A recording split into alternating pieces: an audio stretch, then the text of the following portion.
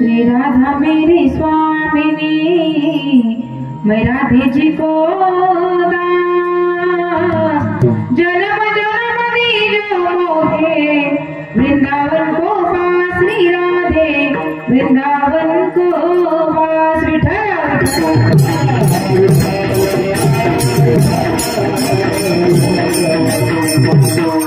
सर्वभूती पाहि वासुदेव पुसोनिया ठावा हत्तीचा तोची संत साधू ओळखावणिक एरती ऐक मायाबद्ध प्रस्तुत प्राप्त प्रसंगी कीर्तन सेवेसाठी निवडलेला अभंग. पंढरपूर निवासी यांना पंजाबच्या गुमान प्रांतामध्ये भगवान म्हणतात असे वारकरी संप्रदायाचा विस्तार करणारे प्रेममूर्ती नामदेव महाराज यांचा 5 चरणांचा उत्कृष्ट असा अभंगाच्या सेवेसाठी आपण निवडला आहे. विठ्ठल विठ्ठल.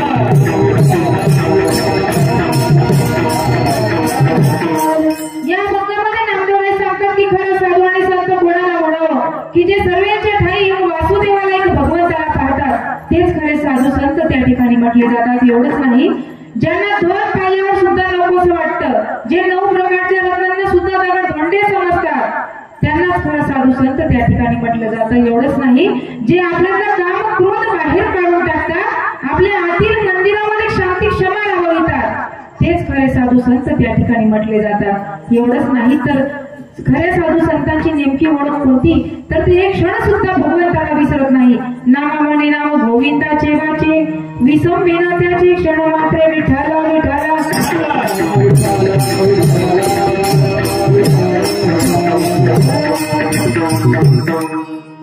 अभंगाकडे वळण्यापूर्वी छोटासा परिहार द्यायचा तो असा. समस्त ग्रामस्थांना जरी माहिती असेल कार्यक्रम किन निमित्ताने आहे, पण वक्त्याचं सामने हे आद्य कर्तव्य आहे. या ठिकाणी सालाबादाप्रमाणे चालत असा अखंड हरिनाम सप्ताह वर्ष 26वा आणि या 26व्या वर्षाची 12वी दिवसाची सेवा. बरोबर का? महिला मंडळ तुम्ही हात का जागेवर कितवा दिवस आहे माहित नाही? 5व्या दिवसाची सेवा माझ्यासारखी अज्ञान कामाराच्या वाटेला आली हे मी माझं परम भाग्य त्या ठिकाणी समजतं. या ठिकाणी तुम्हा सर्व सज्जन मालकांचा दर्शनाचा योग ज्यांच्यामुळे आला असे आमचे भिकाणाबा असतील, आबा असतील, इकडे आपले पितृस्थानी असणारे सज्जन महाराज असतील, या सगळ्यांच्या व गावकऱ्यांच्या वतीने हा कार्यक्रम माझ्या वाटेला आला हे मी माझं परम भाग्य या ठिकाणी समजते. विठ्ठल.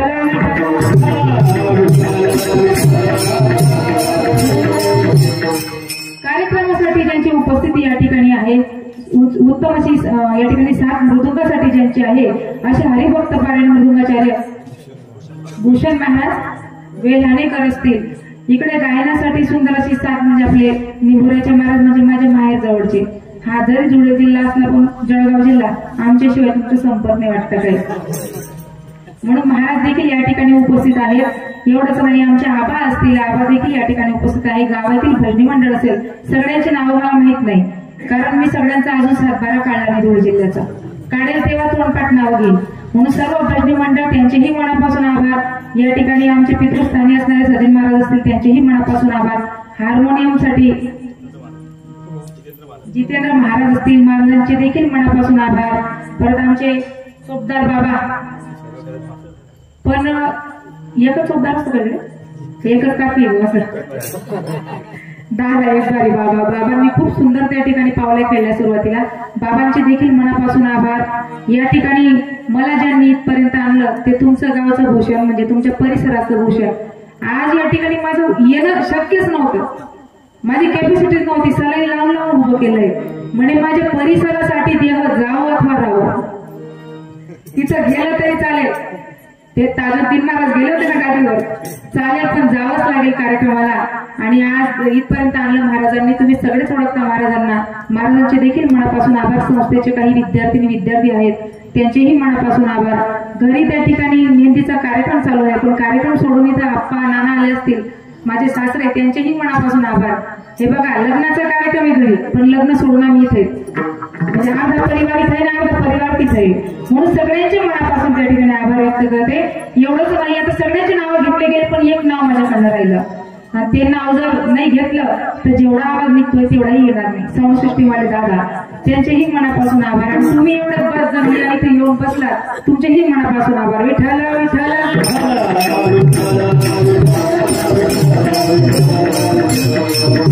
या ठिकाणी अभंग नामदेवरायांचा आहे. या अभंगामध्ये नामदेवरायांचा अभंग तुम्ही म्हणणार नामदेवराय कोण? ज्यांच्या हाताने साक्षात भगवंत जेवत होते, ज्यांच्याशी भगवंत बोलत होते ते नामदेवराय. एकदा पंढरपूरच्या वाळवंटामध्ये कार्तिकीची वारी असताना सर्व संत मांडळी जमली आणि त्यांच्यामध्ये चर्चा सुरू झाली. चर्चा अशी होती की यावर्षी काही कपाशीला भाव भेटला नाही, यावर्षी कांद्याला भावच नाही भेटला, बरोबर ना? अशी चर्चा होती ना? नाही, त्या ठिकाणी संतांची चर्चा होती. विषय तो त्यांचा झाला नारायण.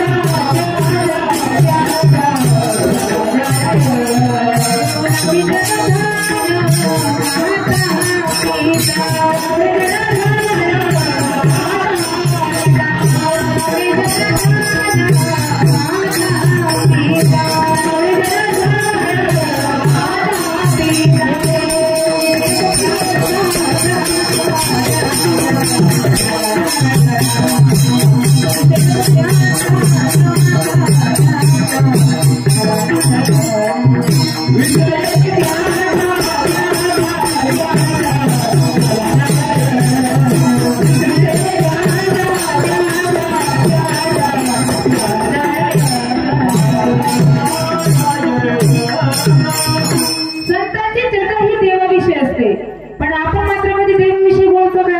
एका ठिकाणी जर राहिलो तर आपण देवाच्या गप्पा गोष्टी करतो का? कधीच नाही. आपण इकडच्या तिकडच्या गोष्टी करतो, पण संत हे देवाविषयी त्या ठिकाणी चर्चा करतात.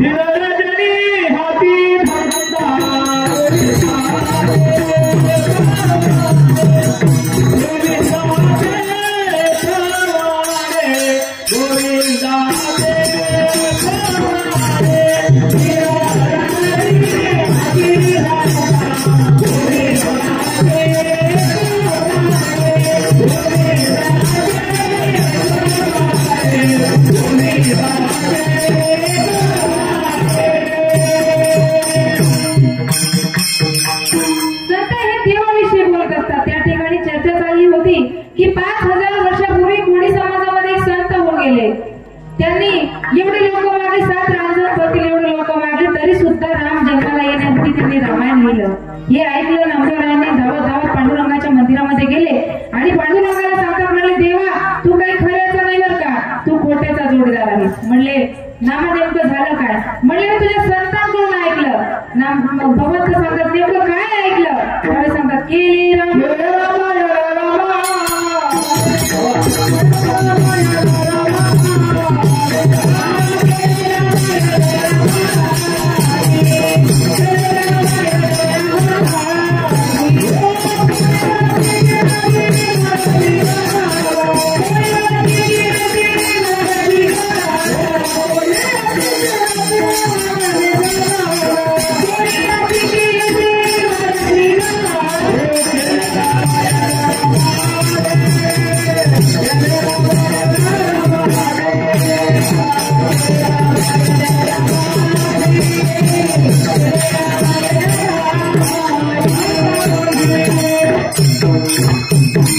म्हणले देवा त्या कोणी समाजाच्या संतांनी एवढा उत्पात मागवला तरी सुद्धा तू त्याचा ऐकतोस.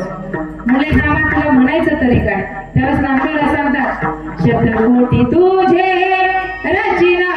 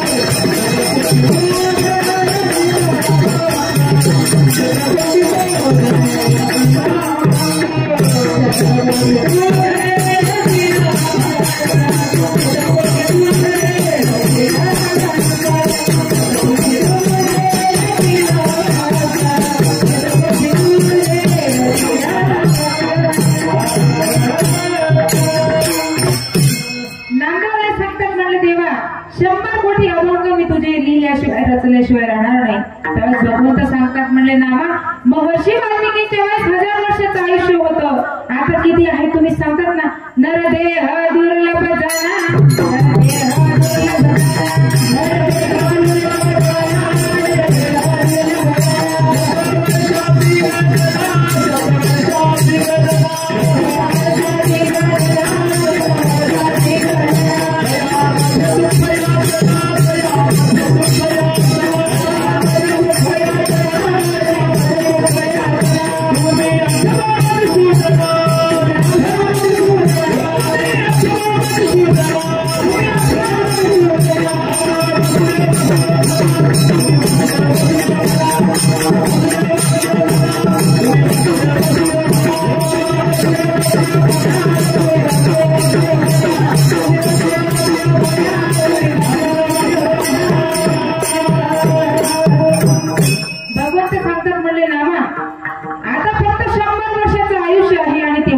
होणार नाही म्हणून तू तुझी शपथ मागे घे. पण नामदेवराय काही ऐकायला तयार नव्हते. त्यावेळेस भगवंताने सरस्वती मातेला आज्ञा केली आणि सरस्वती माता नामदेवरायांच्या घरी येऊन वास करू लागल्या. त्या ठिकाणी नामदेवरायांच्या घरामध्ये असणारे 14 जण आणि 15वी दासी जणी हे सगळ्यांनी मिळून अभंग रचायला सुरुवात केली आणि त्याच गाठ्यातला आजचा अभंग विठ्ठल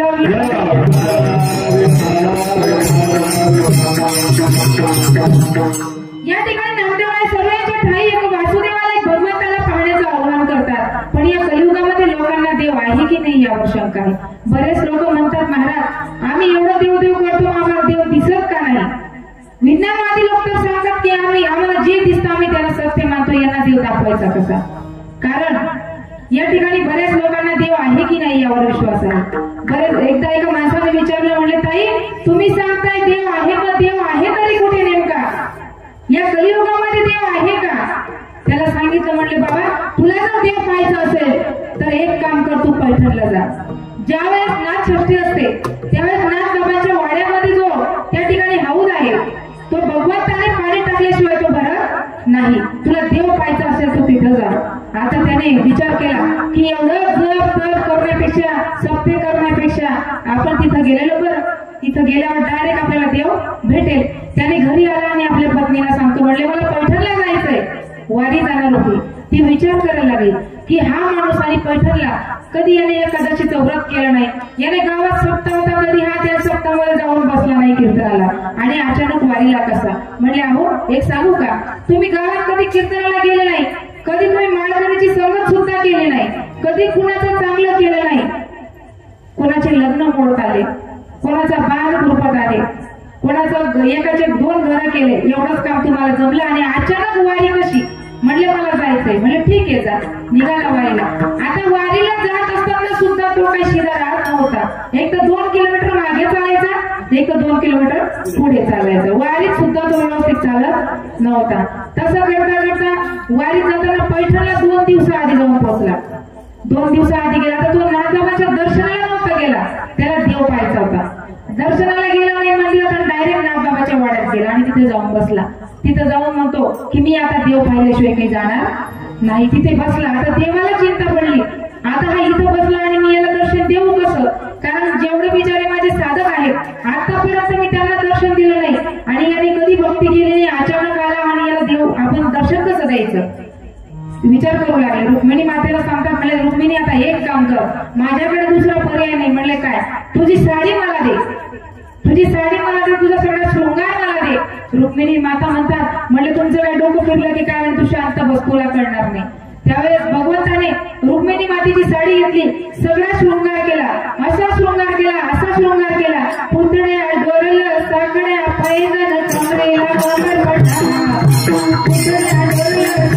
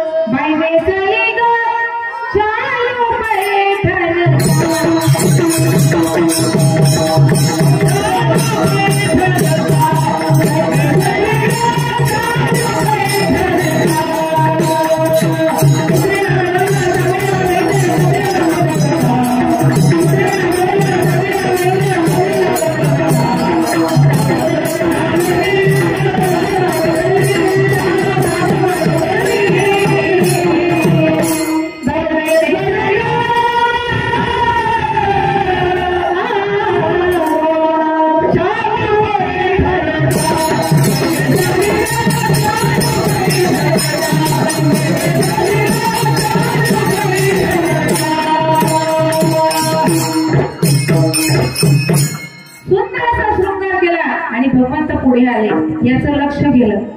पाहिलं तर काय, भगवंताने कोणाचं रूप घेतलं होतं बरं का साडी घातल्यानंतर? त्याच्याच पत्नीचं. याने पाहिलं की ही तर माझी पत्नी दिसते, पण माझी पत्नी ही एवढी सुंदर नाही, पण मग माझी पत्नीच दिसते. आणि इथं आली कशी? त्याला राग आला. कारण बरेच लोक असे असतात, पत्नी जर न विचारता कुठे एखाद्या धार्मिक कार्यामध्ये असू द्या, गावातल्या कुठल्या कार्यामध्ये असू द्या, दिसली तर त्यांना राग येतो. कारण तेही जात नाही आणि तिनेही जाऊ नये अशी त्यांची अपेक्षा असते. त्याला राग आला, तो बघत राहिला. ती पुढे गेली, त्या ठिकाणी एक पाण्याचा घडा घेतला आणि त्या हौदामध्ये टाकला आणि तो हौद भरला. याने पाहिलं आणि हा एकदम आश्चर्यचकित झाला. म्हणजे अरे, सांगितलं होतं हौदात देवाने पाणी टाकल्याशिवाय तो हौद भरत नाही, आणि इथं तर माझ्या पत्नीने पाणी टाकलं, म्हणजे बहुतेक माझी पत्नी देवच आहे. त्याच्या डोक्यात ते फिट झालं, माझी पत्नी देव आहे. तो तिच्या मागे धावू लागला, म्हणजे देवाच्या मागे. पण त्याला देव काही दिसत नव्हता, देवामध्ये त्याची पत्नी दिसत होती. धावू लागला, थांब. देव पळत गेला आणि त्या ठिकाणी गुप्त झालं. त्याला असं वाटलं आपली पत्नी आपल्याला घाबरून घरी निघून गेली. तिथून जसा निघाला तसा घरी गेला. दुपारच्या 3-4 वाजता त्या ठिकाणी त्याची पत्नी त्या ठिकाणी दळण करत होती. दळण करताना पाहिलं, एक म्हातारी बाजूची येऊन बसली होती आणि त्या म्हातारीला सांगितलं, म्हणले मावशी तू आता घरी जा. म्हणले काय रे भाऊ, तू आता आला ना, मला पैठणचा प्रसाद तरी दे. म्हणले मी तुझ्या घरी पाठवतो, पण तू घरी जा. ती मावशीला घरी पाठवलं आणि त्या ठिकाणी आपल्या पत्नी सोबत लोटांगण घालू लागला. गाली लोटांगणावरती चरण. ती म्हणते, अहो पैठणला जाऊन काय तुमचं डोकं बिकं फिरलं की काय? असे काय करताय? लोक पाहतील ना, म्हणे पाहू दे. अहो आई म्हटले, तू ज्यामध्ये मला देवच दिसतो, तू देवच आहे. ती म्हणते, अहो मी देव बिव नाही असं काय म्हणता? म्हणले देव कधीही स्वतःला मान्य करतो का मी देव आहे असं? तू देव आहे. तिने विचार केला. म्हणले ठीक आहे, मी देव आहे ना, मग आता देवाची सेवा करा. म्हणजे काय करायचं? आता किती वाजले? म्हणले चहा. मग एक काम करा, 4 वाजले. म्हणले मग चहा करा. चहाचा टाइम असतो ना चहाचा, चहा बनवा. तो चहा बनवायला गेला. ती चहा एवढी गोड करून आणली, ती पत्नीने घेतली. पण ती म्हणे चला पहिल्यांदा चहा केला, काही माणसांना चहाही जमत नाही, घरातलं कामच नाही जमत, एवढा गोड म्हणे चला पहिल्यांदा आहे, काही हरकत नाही. देवाने माफ केलं. देव होता का? पत्नी होती. आणि आता पत्नीला देव मानावंच लागतं, कारण वाईट परिस्थिती आहे ना. म्हणून विठाला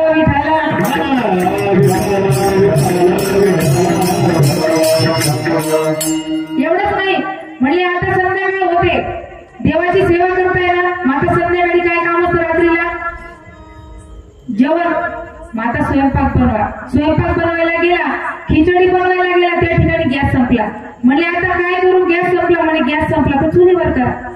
त्या ठिकाणी चुला फुंकून त्या ठिकाणी बेदम झाला. म्हणले हे तर कठीणच आहे, देवाची सेवा एवढी काही सोपी नाही. ते झालं. म्हणले आता काय करावं? विचार पडला. त्या ठिकाणी आता बाईची सेवा. म्हणले एक काम करा, आता आपला कांदाईचा कार्यक्रम आहे, तुम्हाला सगळी साफसफाई करावी लागेल, देवाची सेवा करायची ना.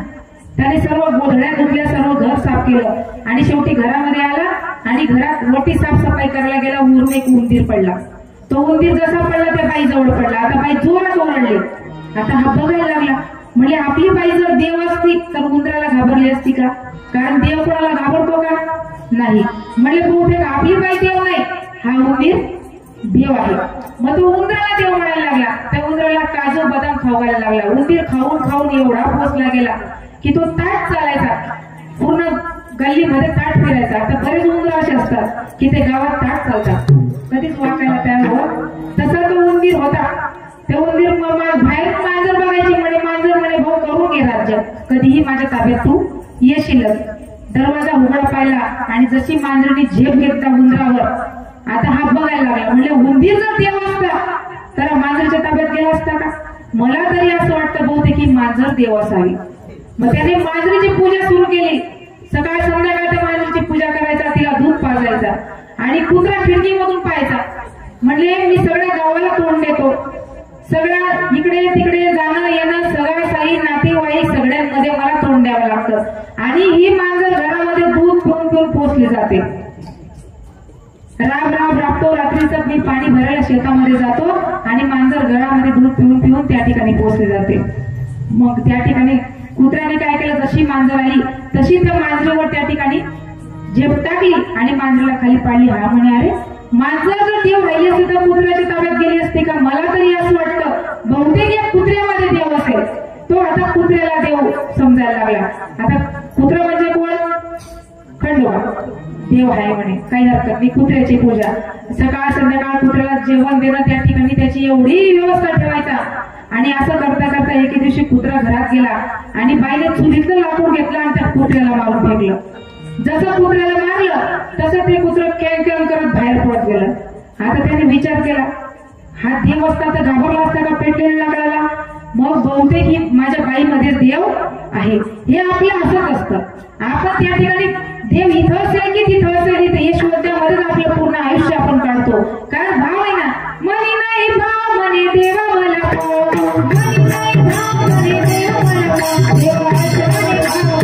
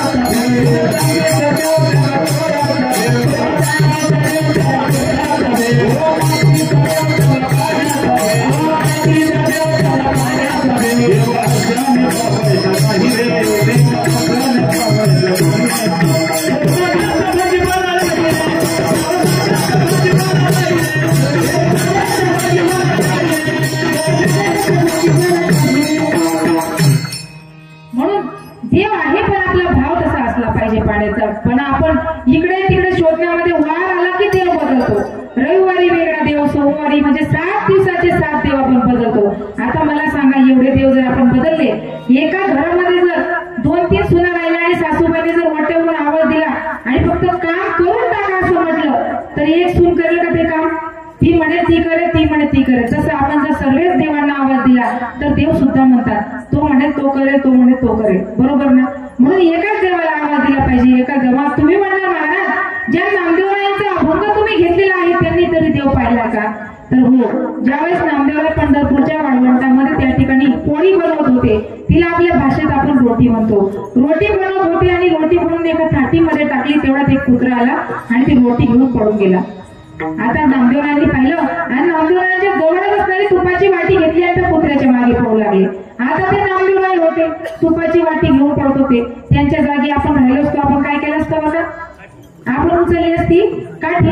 ते नामदेवराय होते, नामा घेऊन तुपाची वाटी, नामा लागी श्वाना पाठी, कोरड्या रोट्या वेसल्या काशी, कोरड्या रोट्या खाऊ नको. घडलं काय? कुत्रा पुढे जाऊन हसायला लागला. तव श्वाना हसूनी बोलिले, नामया तुझं कैसे रे कळले, येरू म्हणे उपदेशिले सर्वभूती विठ्ठल. त्या ठिकाणी महाराज सांगतात की आमच्या गुरुने आम्हाला सर्वांच्या ठाई भगवंताला पाहायचं शिकवलेलं आहे. प्रत्येक पशु पक्ष्यांमध्ये देवाला पाहायचं शिकवलेलं आहे. जे जे देखी जे भूत ते ते मानी जे भगवंत. आम्ही सर्वच ठिकाणी देवाला त्या ठिकाणी पाहतो. आता मला सांगा, भूत कोणी कोणी पाहिले बरं का? महिला मंडळ, तुमच्या गावाला आहेत का भूत? पुरुष मंडळी तुम्हाला दिसणार नाही भूत, पण महिला मंडळ आपल्याला दिसतात. आपल्याला भूत दिसतात आणि त्यांचा सुद्धा पर्व काळ असतो. बाबा कोणता असतो बरं? लक्षात नाही का तुमच्या? मी सांगते, नवरात्रीचा. नवरात्रीमध्ये भूत दिसतात महिला मंडळ आपल्याला. एकदा महाराजांनी मी कार्यक्रमाला जात असताना बस स्टॉपवर एक जोडपं उतरलं. नवरात्र होती, जोडपं उतरलं आणि त्या बाईने तिथं सुरू केलं, रस्त्यावर बस स्टँडवर सैल्या सैल्या सैल्या सुरू केलं. त्या ठिकाणी सुरू केलं आणि तो तिचा पती विचारतो तिला, बोलो ना तुम्ही क्या चाहिए? पती विचारतो बरं का. त्या ठिकाणी पतीने विचारलं, ती सांगते, बेटा मुझे कापूर चाहिए. आता पतीला बेटा म्हणत होती. त्या ठिकाणी त्यांचं चालूच होतं. आता कंडक्टर म्हणे, ताई वेळ झालाय, चला लवकर. पण ताई काही ऐकायला तयार नव्हती. ड्रायव्हरने शेवटी कंडक्टरने बेल दिले, ड्रायव्हरने गाडी त्या ठिकाणी सुरू केली आणि तिचं लक्ष गेलं. तिच्या पतीला म्हणते, महाराज इकडे लक्ष द्या. तिच्या पतीला म्हणते, थैल्या थैल्या थैल्या थैल्या. आता मला सांगा, तिच्या अंगात खरंच भूत होतं का? नाही. पण ते सो करायची सवय असते. इथं कोणाच्या अंगात असेल नसेल माफ करा, पण जनरल सांगते की भूत वगैरे काही नसतं. अजून एक प्रकार आलाय आपल्याकडे महिला मंडळ, तो म्हणजे करणीचा. बऱ्याच महिला म्हणतात कोणी आजारी पडलं की बहुतेक करणी केली असावी. आता करणी वगैरे काही खरं असतं तर त्या ठिकाणी आपल्या भारताच्या सीमेवर एवढे जेवण असत्या आणि पाकिस्तानचा नाश हो असं म्हटलं असतं, लगेच पाकिस्तानचा नाश झाला असता. एवढे जवान तिथे शहीद व्हायला गेले असते का? काहीच नसतं. पण आपण उगाच म्हणतो भूत आहे, करणीच आहे. महाराज म्हणता फक्त त्या ठिकाणी करा रे बापांनो सगळं हरी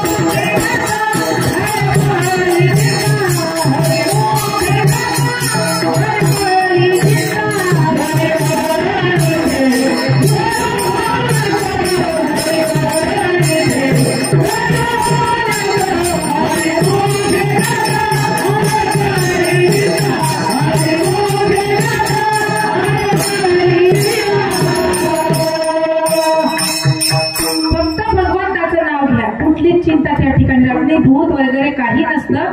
देवाचं नाव घेत चला.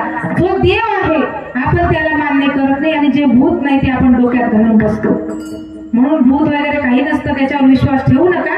देवावर त्या ठिकाणी विश्वास ठेवा. पण विश्वास हा माणसाचा सुद्धा माणसावर राहिला नाही. कोणीच कोणावर विश्वास करायला तयार नाही.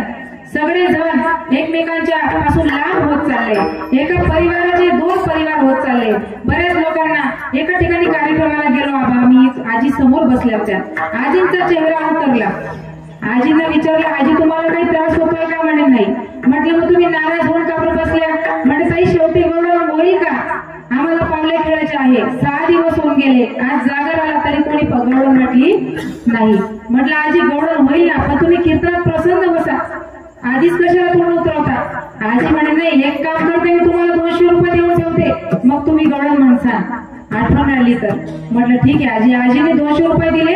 माझ्याकडे पप्पाजी दादा बघायला लागले आणि सांगतात की मला 50 रुपये मी घेईल. हे पप्पाजी दादा नव्हते, ते दुसरे होते. म्हटलं ठीक आहे तुम्हाला 50 रुपये देईल. लगेच पेटी मास्टर दादा डोळे काढायला लागले. हे नव्हते बरं का, दुसरे होते. त्यांना सांगितलं तुम्हालाही 50 रुपये देईल. लगेच गायनाचार्य मंडळी दोघीकडून बघायला लागली. आता हे नव्हते, महाराजांकडे आहेत पैसे, तसं काही टेन्शन नाही. दुसरे होते. त्यांना म्हटलं ठीक आहे तुम्हालाही 50 रुपये देईल. मी आता एक काम केलं, 100 रुपये माझ्याकडे ठेवले गायनाचार्यांना देण्यासाठी आणि 100 रुपये पप्पाजी दादाकडे दिले. पेटी मास्टर दादा तुम्ही वाटून घ्या. ते दुसरे बरं का, इथं नेहमी हात करते म्हणून. आता मी त्यांना बोलली कार्यक्रम झाल्यानंतर गौडव होईल तेव्हा तुम्ही पैसे वाटा. पण धीर नाही ना. पेटी मास्टरवाल्या दादाने, पेटी मास्टर दादाने सुरू केलं, माझे पैसे कधी देशील सांग माझे पैसे कधी देशील सांग राजा. आता मी त्यांच्याकडे बघायला लागले. म्हटलं कीर्तन राहिलं बाजूला. आता पप्पाजी दादा मी काही कमी नव्हते. त्यांनी तिकडनं सुरू केलं, दिमत नाही दिम, दिमत नाही दिम, दिमत नाही दिम, दिमत नाही दिम. दोघांचं चालू होतं. मी बघतच राहिले. नंतर मागची टाळकरी मंडळी ते काही शांत बसतील का? त्यांनी सुरू केलं, देवटात देवटात देवटात देवटात देवटात देवटात. आता मला सांगा पैसे केव्हा वाटायचे होते? कार्यक्रम झाल्यानंतर. पण भीम होता का? पेटी मास्टर दादांना यांना नाही बरं का, दुसरे होते. विठ्ठल विठ्ठल.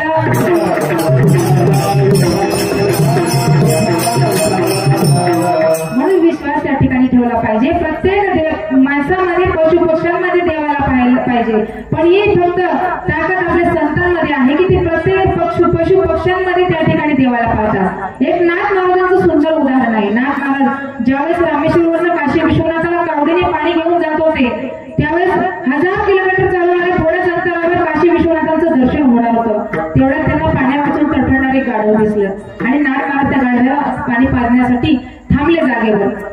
सोबतची मंडळी सांगते, म्हणले नाथ महाराज थोड्याच अंतरावर आता आपल्याला काशी विश्वनाथांचं दर्शन होणार आहे, चला लवकर. पण नाथ महाराज त्या गाढव्याला पाणी पाजू लागले. ते बोलले, अहो महाराज एवढ्या लांब पाहिला आणि तुम्ही त्या गाढव्याला पाणी पाजताय. नाथ महाराज सांगतात, म्हणले अरे तुम्हाला जरी ते गाढव दिसत असेल पण त्याच्यामध्ये मला साक्षात काशी विश्वनाथ दिसत आहेत. आणि घडलं काय? काशी विश्वनाथांनी खरंच नाथ महाराजांना दर्शन दिलं. पुत्र्यामध्ये देव आहे की नाही माहित नाही, पण पुत्र्यामध्ये देव पाहण्याची ताकद माझ्या नाथ महाराजांमध्ये होती आणि गाढवामध्ये काशी विश्वनाथ पाहण्याची ताकद ही नाथ महाराजांमध्ये होती. ही ताकद फक्त संतांमध्ये आहे. आपण माणसामध्ये सुद्धा देवाला पाहत नाही.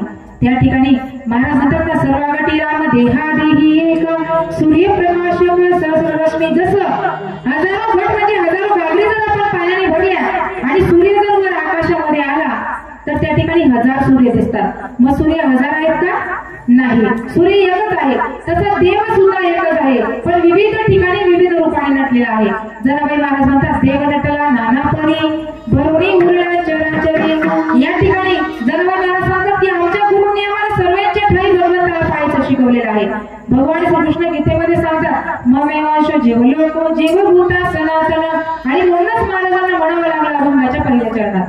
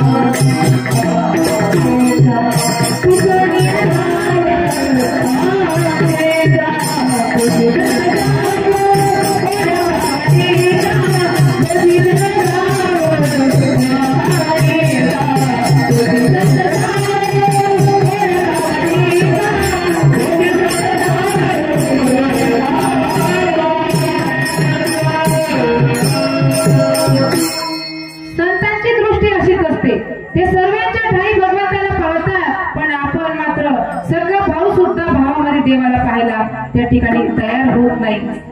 तुमच्या लक्षात येऊन एक दृष्टांत सांगून जाईल. दोन भाऊ होते, दोघं भावांची वाटणी झाली आणि लहान्या भावाने बुलेट गाडी घेतली आणि मोठ्याने पाहिलं आणि मोठ्याच्या पोटात दुखायला सुरुवात झाली. पोटात दुखायला सुरुवात झाली. गावातल्या डॉक्टरांना दाखवलं, फरक पडत नाही.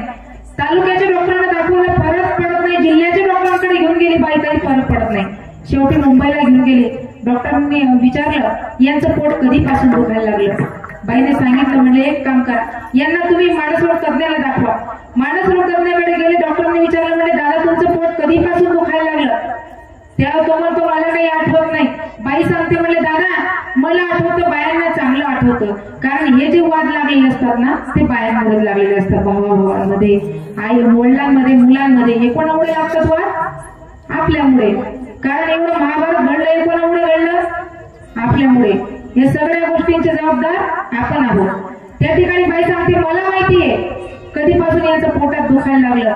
जेव्हापासून आमच्या लहान्या दादांनी बुलेट गाडी आणली आणि यांच्या पोटात दुखायला लागलं. डॉक्टर बोलले की यांना आता घरी घेऊन जा. पण दादा मग याचं औषध काय? म्हटलं तुम्ही घरी घेऊन जा. ज्यावेळेस तुमच्या लहान्या दादाच्या गाडीचा ऍक्सिडेंट होईल तेव्हा यांचं पोटात दुखणं थांबेल. असे असतात दोन सख्खे भाऊ. विठ्ठल विठ्ठल.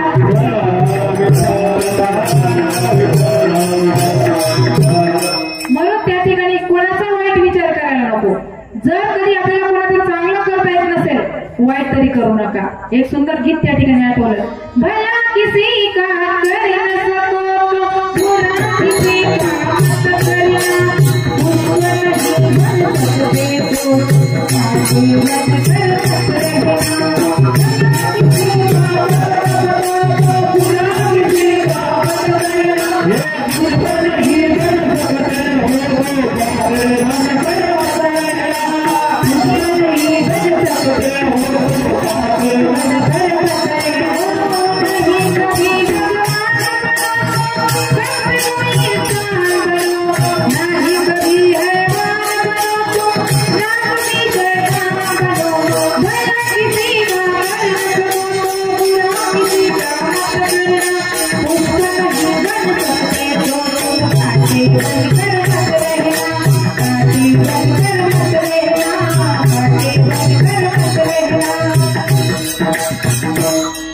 जर चांगलं करता येत नसेल कोणाचं तर वाईट तरी करू नका. कारण आपण दुसऱ्याचं जर वाईट करायला गेलो तर आपलं वाईट झाल्याशिवाय राहत नाही. एकदा एक जोडपं होतं बसलेलं. जोडपं बसलं, ती आणि एक सासूबाई होत्या घरामध्ये. ती पत्नीने आपल्या पतीला सांगितलं, म्हणले का हो आपल्याला मूलबाळ नाही, पण या तुमच्या आईमुळे आपल्याला कुठे जाणं होत नाही, कुठे जाता येत नाही, येता येत नाही. तुम्ही तुमच्या आईची काहीतरी व्यवस्था करा. आता तो म्हणतो नेमकं करायचं काय? म्हणजे एक काम करा, शेतामध्ये जी झोपडी आहे ना तिथं तुमच्या आईला तुम्ही राहायला जाऊ द्या. आपण घरून त्यांना जेवण वगैरे पाठवत जाऊ, पण कुठे सुखानं जाता तरी ये. त्याने त्याच्या आईची तिच्या सांगण्यावरून व्यवस्था केली झोपडीमध्ये. आता झोपडीमध्ये व्यवस्था केली. सकाळी उठायचा, डबा द्यायला जायचा, ड्युटीला जायचा, संध्याकाळी आला की परत डबा द्यायला जायचा. आता तिने पाहिलं की डबा देण्यामध्ये वेळ जातो, म्हणजे आम्हाला वेळ भेटत नाही. म्हणले मी तर त्रस्त झाली, आताही तुमच्या आईचं डबलचं काम म्हणलं. आता मला असं वाटतं तुम्ही एक काम करा, तुमच्या आईला आता डायरेक्ट वर पाठवा. म्हणले अगं अशी सांगते, आईला वर पाठवायचं सांगते, दोघांना शिक्षा होईल ना, तुरुंगात जाऊ ना दोघं जण. म्हणले असं काही करा की आपण तुरुंगातही जाणार नाही आणि तुमची आई वरही जाईल. म्हणले नेमकं काय? सगळं गाव झोपलं की तुम्ही एक रॉकेलचा डबा घ्या आणि शेतामध्ये जा आणि त्या झोपडीच्या आजूबाजूला रॉकेल टाका आणि त्या झोपडीला आग लावा. लोकांना असं वाटेल की झोपडीला आग लागली आणि आई गेल्या. त्याने तिचं ऐकलं. म्हणले ठीक आहे, काही हरकत नाही. सर्व गाव झोपलं, रॉकेलचा डबा घेतला आणि त्या झोपडीजवळ गेला. झोपडीच्या आजूबाजूला रॉकेल टाकलं आणि पण घडलं असं, देव तारी त्याला कोण मारी. शेजारच्या शेतामध्ये गुरं घुसलेली होती. त्या आजीने पाहिलं आणि आजी ते हाकलण्यासाठी झोपडीच्या बाहेर निघाल्या होत्या. याने झोपडीला आग लावली आणि त्या आजीने पाहिलं. म्हणले अरे आपला मुलगा आपल्याला मारायला उभं राहिला, पण हे कारस्थान त्याचं नाही, त्याच्या पत्नीचं असावं. पण ती काय मला मारायला उभी राहिली, आता ती मरते की मी मरते हेच बघू. त्या ठिकाणी मुलाने आग लावली आणि मुलगा निघून गेला. म्हातारी हुशार होती. 15-20 दिवस म्हातारी गावात गेलीच नाही, एका झाडावर बसलेली राहिली. इकडे त्याने दशक्रिया विधी वगैरे सगळा कार्यक्रम केला आणि त्या ठिकाणी झाल्यानंतर ती म्हणते का हो आता तुमची आई गेली, आता आपल्याला सुटका झाली, आता आपल्याला फिरायला हरकत नाही. 15 दिवस झाले. 15 दिवसानंतर गावामध्ये चोरी झाली. 4-5 लाख रुपयाची चोरी झाली आणि ते चोर ते पैसे घेऊन गेले. ज्या झाडावर आजी बसली होती त्या झाडाखाली बसले. त्या ठिकाणी बसले आणि पैशाचा वाटा पडू लागले. म्हणजे पहिला वाटा कोण घेईल, पहिला वाटा कोण घेईल. त्या ठिकाणी असं करण्याकरता आजीने उरून सांगितलं, म्हणले पहिला वाटा मी घेईल. आता चोरांना असं वाटलं अर्ध्या रात्री या झाडावर भूतच असावं. चोर भूत भूत करत तिथून पळून गेले आणि सगळे पैसे जागेवर सोडले. आजी हुशार होती, खाली उतरली. ते 5 लाख रुपयाचं गासोडं घेतलं डोक्यावर आणि मुलाच्या घरी आली आणि दरवाजा ठोकला. मुलाने पाहिलं. म्हणले आई तू तर स्वर्गात गेली होती आणि कशी आली? म्हणले अरे बाबा स्वर्गात गेली, तुझे बाबा मला भेटले आणि तुझ्या बाबांनी मला तुझा निरोप विचारला. मी सांगितलं की माझ्या मुलाची परिस्थिती एवढी वाईट झाली आहे की 2 टाइम खायला सुद्धा मिळत नाही. त्यांनी सांगितलं की या ठिकाणी माझ्याकडे 4-5 लाख रुपये जमले, तू हे घे आणि त्याला देऊ मी 2-3 दिवस राहू नये. मग त्याच्यासाठी मी आले. सुनबाई आली. म्हणले का हो आई तुम्हाला त्यांचे वडील भेटले आणि माझ्या आई वडील भेटले का? म्हणले मग भेटले ना. म्हणले काय कसे आहे ते? अगं म्हणले त्यांची परिस्थिती एवढी कठीण आहे की विचारू नको. आणि त्यांनी सांगितलं की बहीणबाई तुम्ही जातायत ना, एक काम करा 2-3 दिवस तुम्ही तिथं राहा आणि आमच्या मुलीला पाठवून द्या. होत्या भेटण्यासाठी. ती म्हणले हो खरंच का? म्हणले हो. मग एक काम करा ना सासूबाई, 2-3 दिवस तुम्ही थांबा, मी 2-3 दिवस जाऊन येते. मी जाऊन येते, त्यांना भेटूनही येते, 4-5 लाख रुपये मी सुद्धा घेऊन येते. पण सासूबाई त्यांना भेटण्यासाठी जायचं कसं? म्हणले एक काम कर, त्यांना जर भेटायला जायचं असेल तर त्या ठिकाणी तुला शेतामध्ये झोपडीमध्ये जावं लागेल. तुझ्या पतीला झोपडीला आग लावायला लाव, पण कितीही चटके लागले तरी तू तिथून हलू नको. ते चटके सहन कर, कारण आई वडिलांना भेटायचं आहे तुला. चटके सहन कर, मग चटके ते झोपडीचा धूर होईल आणि धुराधुराने तू वरती बरोबर जाशील. म्हणले अरे वा, सोपा मार्ग आहे. तिने तेच केलं, झोपडीमध्ये गेली आणि पतीला आग लावायला लावली. आता ती धुराधुराने जशी गेली तशी वापस आलीच नाही. मला सांगा कोणाला मारायला गेली होती? सासूबाईला. दुसऱ्यासाठी खड्डा फोडला तर आपण त्या खड्ड्यामध्ये जाऊ.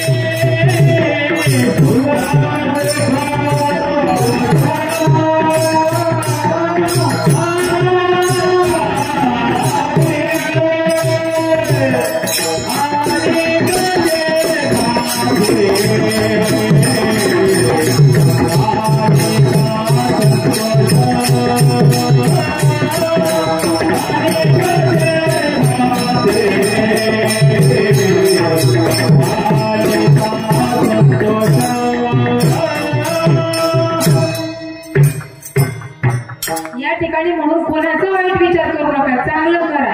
या ठिकाणी भगवंताची भक्ती करा, नामस्मरण त्या ठिकाणी करत चला.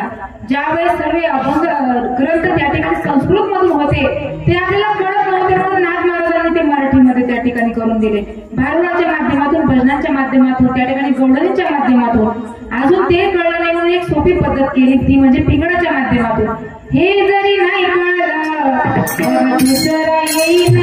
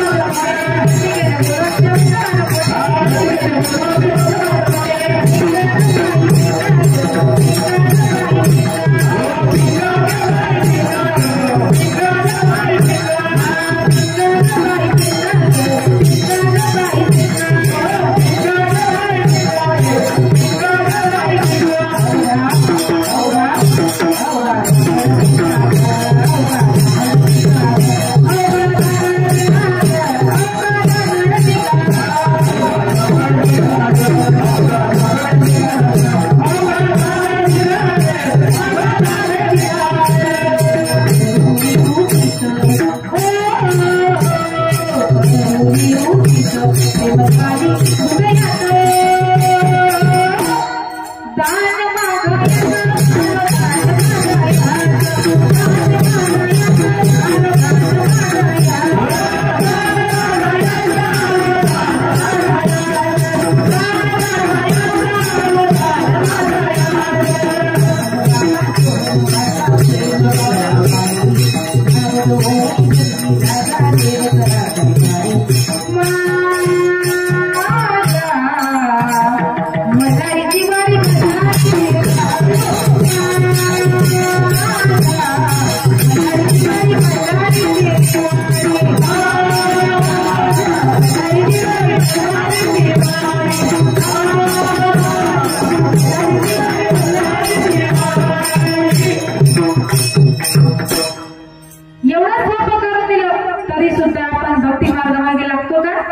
नाही, कारण आपल्याला अहंकार झालेला आहे. कशाचा अहंकार झाला आपल्याला?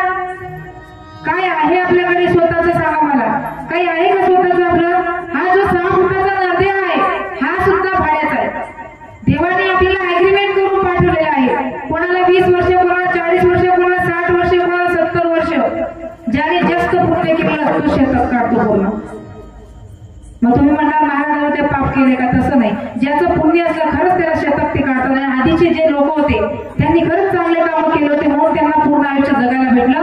पण आता कळत नकळत काहीतरी चुकी होते आणि ते देवाच्या यादीमध्ये जातात. म्हणून माणसाने देवाचं नाव घ्यायला पाहिजे, भगवंताचं भजन त्या ठिकाणी करायला पाहिजे. पण आपण भजन करायला तयार होत नाही, अहंकारामध्ये आहोत. माझ्याकडे पैसा आहे, सगळं काही, मला गरज नाही. आम्ही जर सांगितलं आम्हाला सांगतात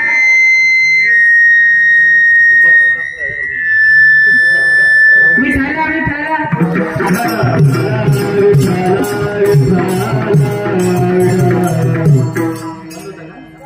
त्या ठिकाणी आपलं जाऊ द्या. एकदा नारद मुनींना सुद्धा अहंकार झाला होता. नारद मुनी देवाकडे आले. नारायण नारायण, या पुढे या. इथं नाही, तिथं देव नारद मुनींना बोलले होते की पुढे या. नारद मुनी पुढे आले. म्हणले काय हो नारद मुनी, एवढ्या दिवसापासून तुम्ही कुठे गेला होता? म्हणले देवा लॉकडाऊन होतं ना म्हणून येणं झालं नाही. पण ऐका ना देवा, मी आहे ना तुमचा सर्वात श्रेष्ठ नामधारक साधक. म्हणले अहो नारद मुनी, अशा भ्रमामध्ये राहू नका, माझे आहेत ना सर्वात श्रेष्ठ नामधारक साधक. म्हणले कुठे? ते निंबूड गावामध्ये आहेत ना, म्हणून तर सप्ते करतात. म्हणजे ठीक आहे, मला नाव द्या, पत्ता द्या. त्यांचं नाव पत्ता घेतला आणि नारद मुनी आले तुमच्या निंबूड गावामध्ये. येतात का तुमच्या गावात नारद? येतात ना? हा, नारदाशिवाय गाव नाही, प्रत्येक गावामध्ये नारद येतात. ते नारद आले असं विठाला विठाला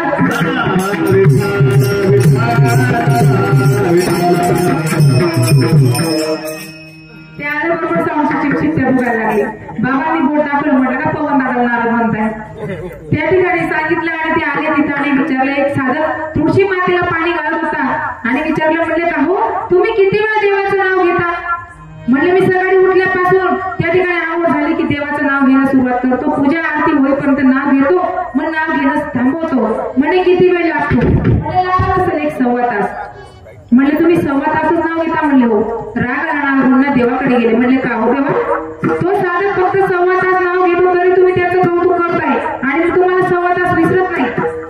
देवाने सांगितलं, म्हणले एक काम करणार म्हणे, तुम्ही तेलाची वाटी तुमच्या हातामध्ये घ्या, त्या गावाला प्रदक्षिणा घाला, पण प्रदक्षिणा घालत असताना एक थेंब सुद्धा तेल खाली पडायला नको. म्हणले ठीक आहे. हातामध्ये वाटी घेतली आणि प्रदक्षिणा घालायला सुरुवात केली. प्रदक्षिणा घालत आल्याने लागून आवाज दिला. म्हणले देवा मी जिंकलो बरं का, एक थेंब सुद्धा तेल मी खाली पडू दिलं नाही वाटीमधून. म्हणले नारद मुनी, निकाल लागायच्या आधी काही तुम्ही गुलाल उतरू नका, आधी जवळ या. नारद मुनी आले. म्हणले मला सांगा तुम्हाला किती तास लागले? म्हणले 7 घंटे. मग 7 घंट्यामध्ये माझं नाव किती वेळ घेतलं?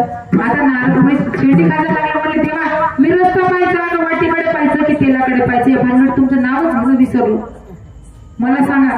मग भगवंत सांगतात, म्हणले नारद मुनी तुम्ही त्या ठिकाणी तुम्हाला वाटीवर तेलाचं ओझं दिलं तर तुम्ही माझं नाव घेणं विसरला. बिचाऱ्या माणसाला ताटीवर प्रपंच दिला तरी सुद्धा तो न चुकता माझं नाव घेतो. मग मला सांगा ना बरं का, कोण माझा सर्वात श्रेष्ठ नामधारक साधक असेल बरं? म्हणून माणसाने कधी अहंकार करायला नको. विठ्ठला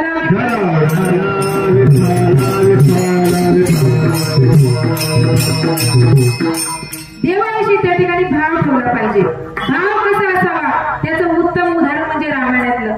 ज्यावेळेस प्रभू रामचंद्रांचं आणि रावणाचं युद्ध चालू होतं, रावणाचे सगळे सैनिक त्या ठिकाणी मारले गेले, सैन्य मारलं गेलं आणि रावणाने कुंभकर्णाला बोलवलं. कुंभकर्ण त्या ठिकाणी आला. आता सगळे बोलू लागले आता रामाची आणि लक्ष्मणची काही खैर नाही, सगळे बोलू लागले. कुंभकर्ण जसा आला तसा तो एक एक वानर उचलायचा आणि जमिनीवर आढळायचा आणि मारायचा. असं करता करता एक छोटस वानर हातामध्ये उचललं आणि त्याला हातामध्ये उचलला, जसं दाबला तेवढ्यात त्याला त्याचा सुगंध आला आणि विचारलं, म्हणले काय रे तुझं नाव काय? त्याने सांगितलं माझं नाव गंध माझं नाही. म्हणले तुझा सुंदर सुगंध येतोय, एकदम छान सुगंध येतोय, एक काम कर मी तुझ्यावर प्रसन्न झालो, मी तुला काही मारत नाही. तो म्हणतो ठीक आहे नको मारू. म्हणले पण एक अट आहे. म्हणले काय? म्हणले तुला रावण महाराज की जय म्हणावं लागेल. तो वानर सांगतो, म्हणले मी रावण महाराज की जय म्हणणार नाही आणि मी प्रभू रामचंद्रांची बाजू सोडणार नाही, कारण मी काही आत्ताच्या वानरांसारखं वानर नाही, इकडची पार्टी बदल तिकडची पार्टी बदल। आताच्या वानरांना सवय आहे पार्ट्या बदलायची, ते तेव्हाच निष्ठावंत वानर होतो, ते काही पार्टी बदलायला तयार नव्हतं। तो वानर सांगतो म्हणजे माझा जीव जरी गेला तरी चालेल, पण मी प्रभू रामचंद्रांची बाजू सोडणार नाही। म्हणले आहे तुला संधी देतोय, तुझे प्राण वाचतील। म्हणले हे बघा, हा जो देह दिलेला आहे, ज्याने दिला त्याच्यासाठी जर खर्च झाला तर काही हरकत आहे का? मी त्याच्यासाठी मेलो तरी चालेल, पण मी प्रभू रामचंद्रांची बाजू मी सोडू शकत नाही। एवढी निष्ठा देवाविषयी होती, पण आपली निष्ठा देवावर राहिली नाही। आपण देवावर विश्वास ठेवत नाही, आपण फक्त संसाराच्या मागे लागलोय। संसारासाठी कितीही कमवलं अपूर्णच राहतं। कधी पुरला असं कोणी म्हटलं का की एकदम माझं चांगलंय? बरेच लोक म्हणतात संसारामध्ये एवढं दुःख आहे, लोकांना खूपच दुःख आहे ना दुःख संसारात? आहे की नाही बाबा? आहे ना आजी संसारात दुःख? मग सोडून त्या संसारचा आश्रमावर पाठवला सोडतात का? नाही ना, दुःखी संसार आहे तर सोडता का? एक माणूस तसंच म्हणायला लागला, म्हणले एवढं कमवतोय तरी संसाराला अपूर्णच पडतोय, आता मला आत्महत्या करायची। विचार केला आत्महत्या करायची, पण कुठे करायची? गावाजवळ रेल्वे पटरी आहे ना, तिथं आत्महत्या करायची। त्याची तयारी झाली आत्महत्या करायला जाण्यासाठी, आणि सकाळी उठला आणि आत्महत्या करायला जायला निघाला। पण आत्महत्या करायला जाताना हातामध्ये जेवणाचा डबा घेऊन चालला होता। आता मला सांगा, चालला कुठे होता? आत्महत्या करायला, आणि जेवणाचा डबा सोबत। त्या ठिकाणी गेला, रेल्वे पटरीवर बसला, आणि एक माणूस आला। म्हणले का हो, तुम्ही रेल्वे पटरीवर बसला, रेल्वे येईल, तुम्ही मरसाल ना? म्हणे मग मी मरण्यासाठी झालोय। म्हणे मग मरायला आलाय तर जेवणाचा डबा का आणला सोबत? म्हणले कदाचित जर रेल्वे लेट झाली आणि मला भूक लागली तर? आपण मरताना सुद्धा पोटाची चिंता करतो, या देवावर एवढं प्रेम आपण करतो। मरण माझे मरुनी गेले, ओ गेले, मरण माझे मरुनी गेले।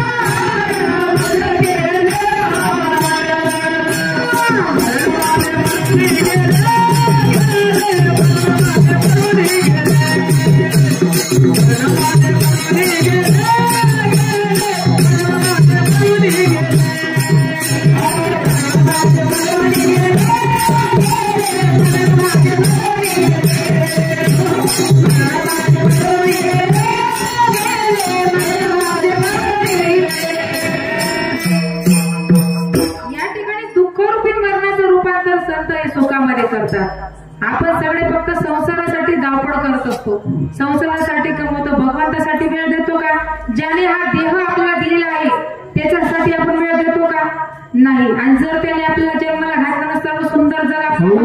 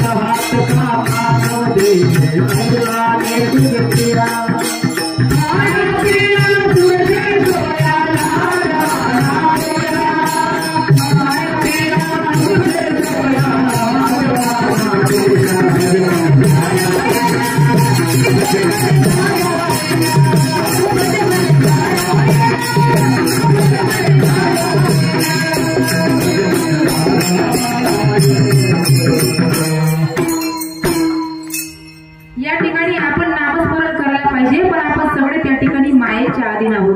पण माया ही संतांची अधीन आहे. माया जर दिसत नसली पण भांडण लावल्याशिवाय राहत नाही. तुमच्या लक्षात येईल म्हणून दृष्टांत सांगून जाईल.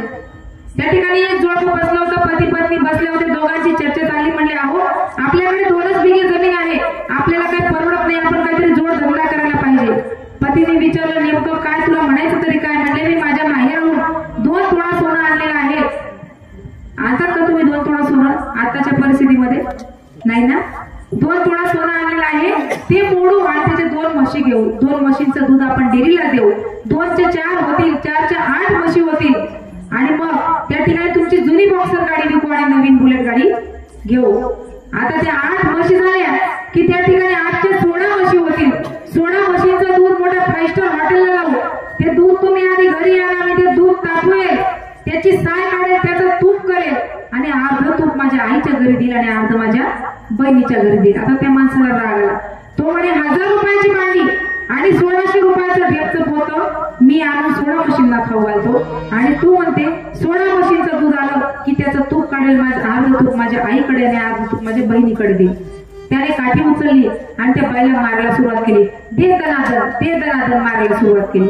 आता त्यांचं रोजचं भांडण असल्यामुळे त्यांच्या घरी काही कोणी जात नव्हतं. या ठिकाणी गलीमध्ये एक लागट म्हातारी होती. इथली नाही बरं का, तिकडची खूप लांबची. ती लागट म्हातारी होती. तिला सवय होती दुसऱ्याच्या घरामध्ये नाक खुपसायची. म्हातारी आली आणि विचारते, म्हणले काय रे बाबा कशासाठी मागतोय? म्हणले मावशी मी 1000 रुपयाची मांडी आणि 1600 रुपयाचं ढेपचं पोतं आणतो आणि ही म्हणते 16 म्हशींचं दूध आलं की मी तापवेल, त्याचं तूप काढेल आणि अर्ध माझ्या आईच्या घरी अर्ध माझ्या बहिणीच्या घरी देईल. आता आजी हुशार होती. आजी म्हणे याच्याकडे बकरीचं पाय नाही, 16 म्हशी आल्या कुठून? आजी म्हणे बाबा तुझे त्या ठिकाणी म्हशी गेल्या कट्ट्यात, मला काही सांगू नको, फक्त एवढं सांग माझा 2 बिघे वाक्याचा चारा तुझ्या म्हशींनी खाला, याचं काय? आता तो म्हणे मावशी तुझ्याकडे भेंडी पेरायला चाच नाही आणि 2 बिघे मका आला कुठून? म्हातारी अशी लावली कानाखाली खाड सांगते. म्हणले तुझ्याकडे बकरीचा पाय नाही आणि 16 म्हशी आल्या कुठून? मला सांगा म्हशी होत्या का? पण भांडण झालं. तसं माया ही दिसत नाही पण भांडण लावल्याशिवाय राहते. मग तुम्ही म्हणणार महाराज या मायेमधून निघायचं असेल तर काय करावं लागेल? आपण माझ्या दुसऱ्या चरणात सांगतो. तुझी संत साधो, तुझी संत साधो,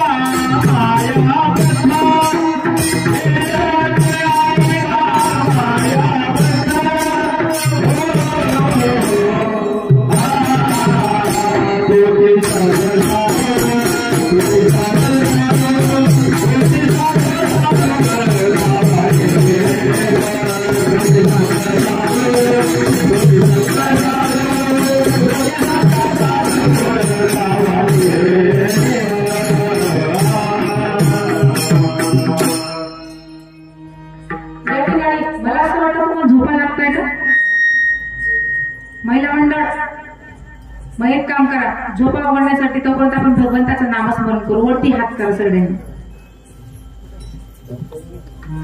आता वर हात करून बसा काका होईपर्यंत.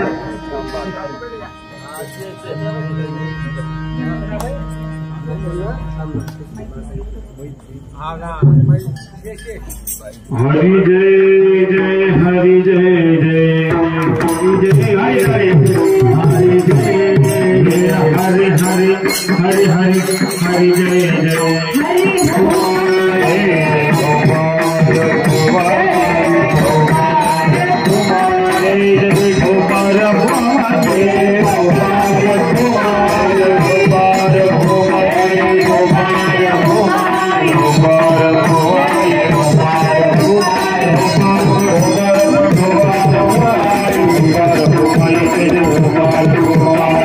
बँडवर नसताना हाय काही करत नाही, तेव्हा म्हाताऱ्यांना सुद्धा जोर सुटतो. मग देवाच्या धर्ममंडपामध्ये का नाही नाचत? एका काका उठले आणि अशी नाचायला सुरुवात केली, पहिल्या चरणापासून तर शेवटच्या चरणापर्यंत नाचले. जाताना सगळ्यांनी त्या काकाचं कौतुक केलं, आम्हीही केलं. खरंच म्हणजे त्यांना कळलं की खरंच धर्ममंडपामध्ये नाचलं पाहिजे. धर्ममंडपामध्ये जर टाळ्या वाजल्या तर अटक येत नाही. आता तुम्ही म्हणसाल घरी जाऊन टाळ्या वाजल्या आणि अटक जर आला तर आम्हाला विचारसाल, घरी कितीही टाळ्या वाजवा काही उपयोग होईल का? पण इथं टाळ्या वाजल्या पाहिजे. म्हणून मी प्रत्येक कार्यक्रमामध्ये शेवटी 10 मिनिटं देशभक्तीपर त्या ठिकाणी बोलत असते. मग बरेच जण म्हणतात, म्हणले ताई तुम्ही त्या शहीद जवानांवर बोलतात, त्यांना तर भरपूर पैसा भेटतो, भरपूर पगार त्यांना असतो, मग त्यांच्याविषयी काय सांगायचं? पण ऐका, कितीही पैसा असला पण एवढे दिवस घर सोडून जाणं सोपं असतं का?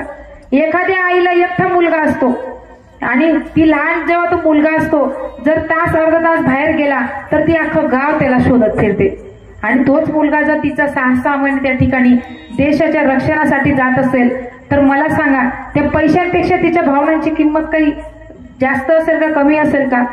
तिच्या दुखवणाऱ्या भावना त्या ठिकाणी काय म्हणत असतील? आपण फक्त पैसा पाहतो, पण ज्या घरामधला मुलगा त्या ठिकाणी देशाची सेवा करण्यासाठी जातो, त्या घरावर काय त्या ठिकाणी घराची अवस्था असते त्यांना विचारा. कारण ज्यावेळेस त्या मुलाचं लग्न होतं 2 महिन्याची सुट्टी घरी टाकून येतो, पण ज्यावेळेस त्याला लग्नानंतर 3ऱ्या दिवशी फोन येतो की तुम्हाला सीमेवर यावं लागेल, मला सांगा त्याच्या दुखावणाऱ्या भावना त्यांची काही किंमत होईल का? आणि आपण म्हणतो की त्यांना भरपूर पगार असतो.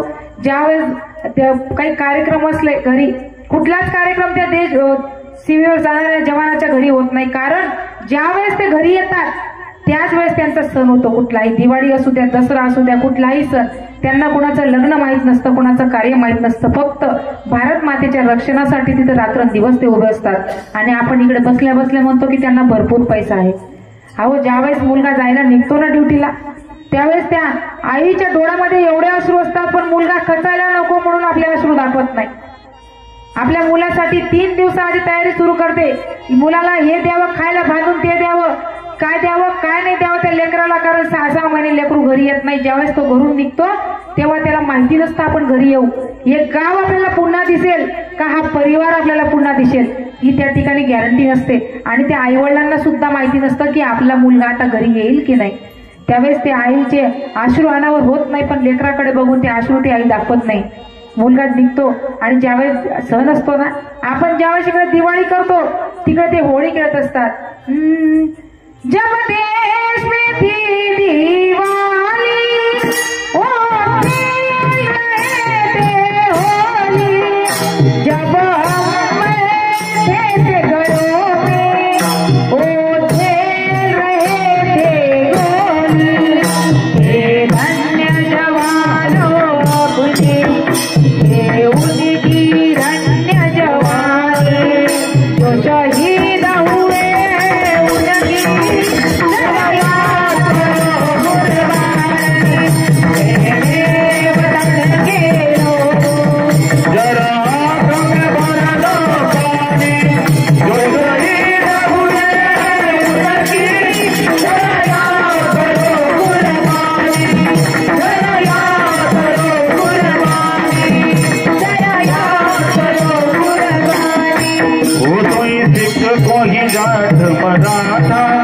कोई गुरखा कोई मद्रासी, कोई शब्द कोई जात मराठा, कोई गुरखा कोई पंजाबी. सरहद पर मरने वाला, सरहद पर मरने वाला, हर वीर का भारतवासी, हर वीर का भारतवासी. जो खून गिरा पर्वत पर, वो खून का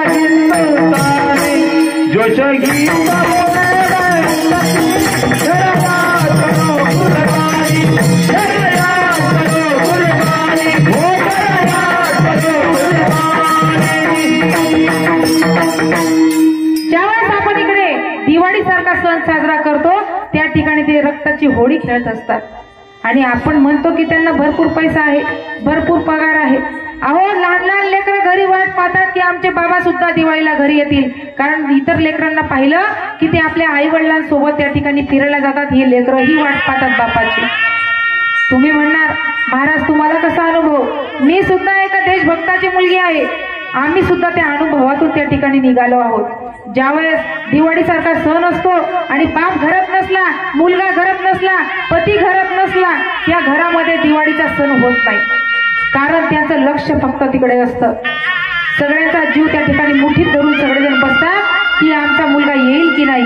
त्या पत्नीला वाटतं माझा पती येईल की नाही, मुलांना असं वाटतं आमचा बाप वापस येईल की नाही. त्या ठिकाणी सगळे चिंता करतात आणि आपण इकडे म्हणतो की त्यांचा पैसा भरपूर असतो. ज्यावेळेस पुलवामा हमला झाला, पुलवामा हमल्यामध्ये 46 जवान त्या ठिकाणी शहीद झाले. आपले महाराष्ट्राचे 2 होते, एक संजय सिंग राजपूत आणि एक नितीन राठोड. ज्यावेळेस नितीन राठोडने आपल्या वडिलांना फोन केला, बाबा उद्या मी सुट्टीवर त्या ठिकाणी येणार आहे, त्या बापाला आनंद झाला. सगळं गावभर तो सांगत सुटला की माझा दादा उद्या येणार आहे, माझा दादा उद्या येणार आहे. सगळ्या घरामध्ये आनंदाचं वातावरण त्या ठिकाणी झालं, जणू की दिवाळी त्यांच्या घरामध्ये होती. लेकरं सुद्धा आनंदामध्ये की आमचे पप्पा उद्या येणार आहेत.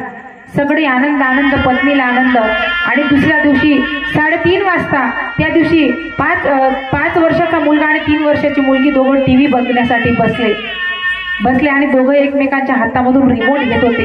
रिमोट घेतलं आणि त्यांच्याकडनं चॅनल बदललं. त्या चॅनलवर बदललं आणि तिथं त्यांच्या वडिलांचा फोटो आला. त्या मुलीने पाहिलं आणि तिच्या आईला आवाज दिला. म्हणले आई, आई बघ बाबा, आई बाबा. आई धावत धावत आली.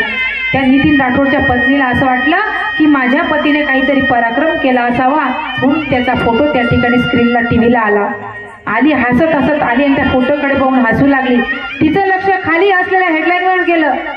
त्या ठिकाणी लिहिलेलं होतं नितीन राठोड शहीद हुए. तिने वाचलं आणि धाडकन जमिनीवर पडली आणि म्हणू लागली, माझा कुंकवाचा धनी कसा गेला या सोडून, हे गाये आली हवा कसा विझला मायेचा दिवा, कसा विझला मायेचा दिवा, माझा कुंकवाचा धनी कसा गेला या सोडून, माझा कुंकवाचा धनी कसा गेला या सोडून, आली हवा कसा विझला मायेचा दिवा, कसा विझला मायेचा दिवा. आली हवा आली हवा कसा विझला मायेचा दिवा, कसा विझला मायेचा दिवा, कसा विझला मायेचा दिवा. धाडकन जमिनीवर पडले आणि आपल्या सासूबाईला आवाज दिला. म्हणले, अहो आई पडा ना, धावा ना, तुमचा दादा गेला ना, तुमचा दादा गेला ना. आई घरातून धावत धावत आली. कुठे गेला माझा दादा, कुठे गेला माझा दादा, कुठे गेला माझा दादा, मी रडते गाई गाई, येणारे दादा मला झोप येत नाही, येणारे दादा मला झोप येत नाही, येणारे दादा मला झोप येत नाही, मला झोप येत नाही, येणारे दादा मला झोप येत नाही, येणारे दादा मला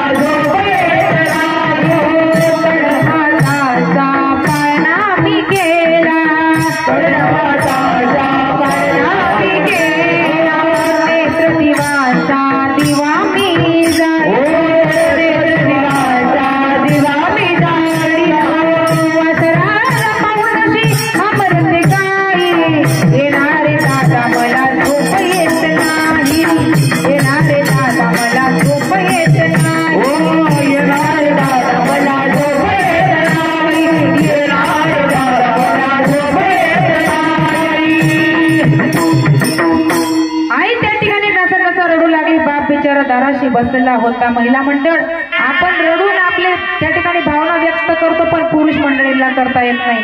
त्या ठिकाणी कलेक्टर साहेबांचा फोन गावच्या सरपंचाला आला आणि सांगितलं की तुमच्या गावचा नितीन राठोड शहीद झाला, त्याच्या वडिलांशी मला बोलायचं आहे. त्याच्या वडिलांशी बोलणं करायला सुरुवात केली. म्हणले बाबा, तुमचा मुलगा देशाची सेवा करता करता त्या ठिकाणी शहीद झाला, तुमची काही अपेक्षा असेल तर आम्हाला सांगा. म्हणले काय अपेक्षा करायची, ज्याच्या खांद्यावर मला जायचं होतं तो माझ्या समोर जातोय, मी काय अपेक्षा करू.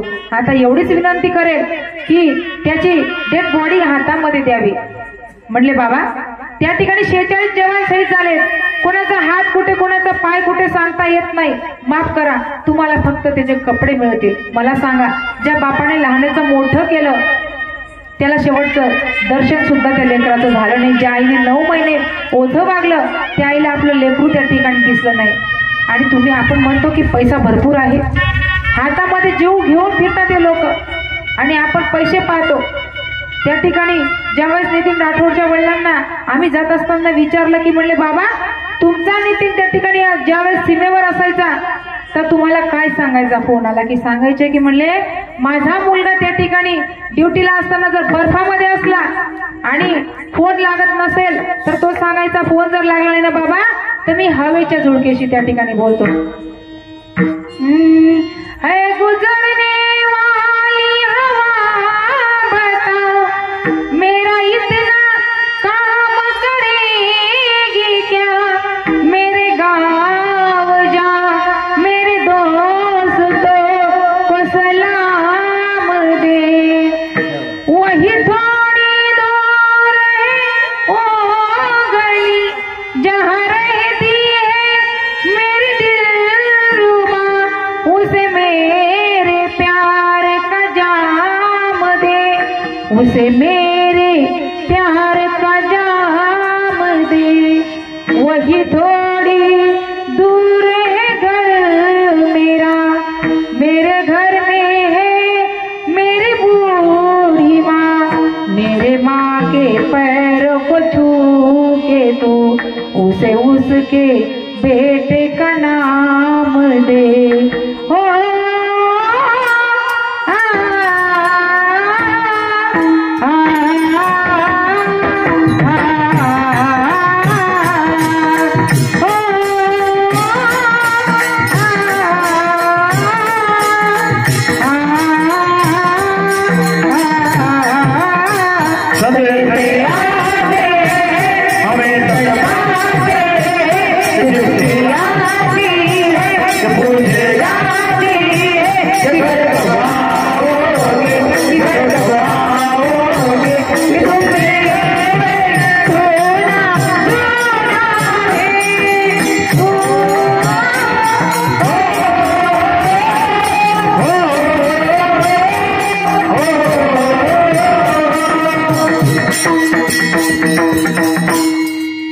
माझा दादा त्या ठिकाणी हवेच्या झुळकेशी बोलायचा. त्यांचा एकच असतो, हम जिएंगे और मरेंगे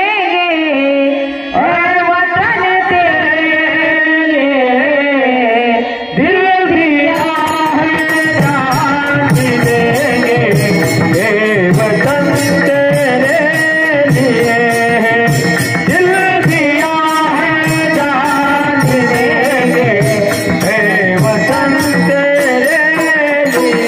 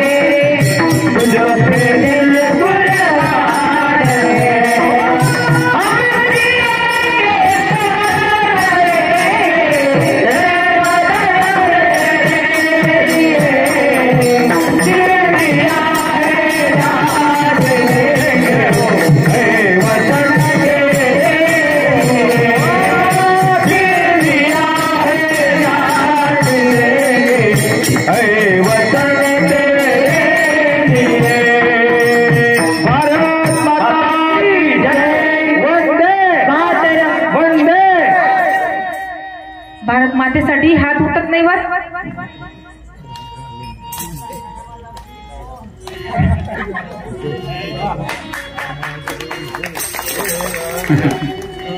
या ठिकाणी देशभक्तांची सुद्धा देशाची सेवा करणं म्हणजे एक भक्तीच आहे. मग महाराज म्हणतात की खरा भक्त कोणाला म्हणावं, खरा साधू संत कोणाला म्हणावं. त्या ठिकाणी महाराज अभंगाच्या शेवटच्या चरणामध्ये सांगतात, नाम म्हणे नाम गोविंदाचे वाचे, नाम म्हणे नाम गोविंदाचे वाचे, नाम म्हणे नाम गोविंदाचे वाचे, नाम म्हणे नाम गोविंदाचे वाचे. विसंबे न जाते क्या नामाचे, विसंबे न जाते क्या नामाचे. कोटी संत साधू खावाने का, कोटी संत साधू खावाने का.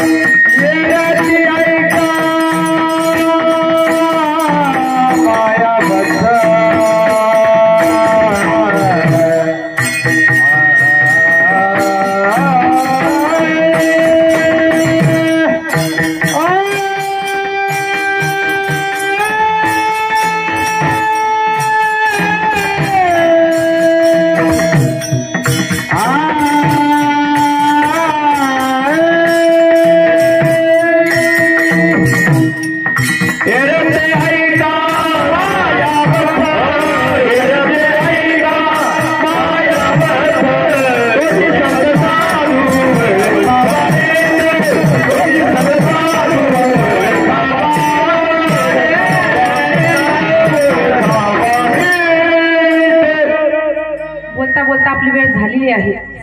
बोलताना जर काही चुकलं असेल तर माझ्या बुद्धीचा दोष समजा, आणि जे काही चांगलं वाटलं असेल माझ्या गुरुवरांचा आशीर्वाद समजा. या ठिकाणी काही आहे का सूचना? ज्ञानेश्वर माऊली ज्ञानराज माऊली